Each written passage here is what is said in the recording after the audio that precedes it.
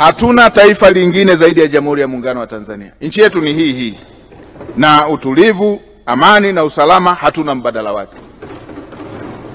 Lazima tuendelee kufuata misingi iliyotufanya tukaishi mpaka muda huu tukiwa taifa moja. Tuishikilie ili tusije tukajaribu njia zingine ambazo mataifa mengine walipofuata walifikia kubaya. Watanzania, hatuna taifa lingine. Hatuna taifa lingine. We have to come down na tulilinde taifa letu. Mheshimiwa Spika, serikali ya awamu ya 6 imeendelea kuhakikisha kuwa mipaka yote ya nchi yetu imekuwa salama pamoja na kuwepo kwa umoja, amani na mshikamano na utulivu. Jeshi letu la ulinzi wananchi wa Tanzania limeendelea kutoa mchango mkubwa hata katika kushiriki katika operation mbalimbali za ulinzi za amani katika misheni mbalimbali za Umoja wa Mataifa na jumuiya za kikanda. Ushiriki huo umeimarisha diplomasia ya kiulinzi, ushirikiano wa kimataifa na kuleta sifa kubwa Tanzania mipaka ndani na nje ya mipaka yetu.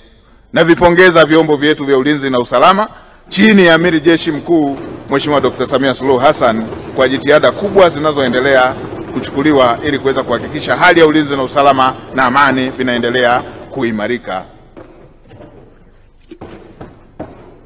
Mheshimiwa Spika, baada ya maelezo hayo ya jumla, sasa niende kwenye mafanikio ya serikali ya awamu ya 6.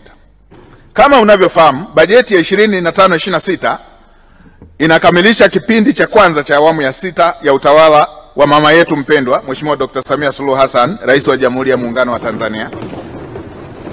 Sote ni mashahidi kuwa tangu ashike hatamu ya uongozi mwaka 21 amesimama kidete kuhakikisha shughuli za maendeleo zinasonga mbele.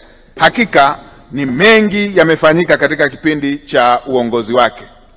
Mheshimiwa Spika, wakati serikali ya awamu ya 6 inapokea uongozi, utekelezaji wa miradi ya kielelezo, mfano ujenzi wa mradi wa bwawa la Mwalimu Nyerere ambao ni wa megawati takriban 2115 ulikuwa unaendelea, ambapo hadi sasa tumeshakamilisha, tumeshaanza kuvuna, tumeshaanza kupata matunda yake. Tayari megawati zimeshaanza kuwafikia wananchi na zinaendelea kutumika.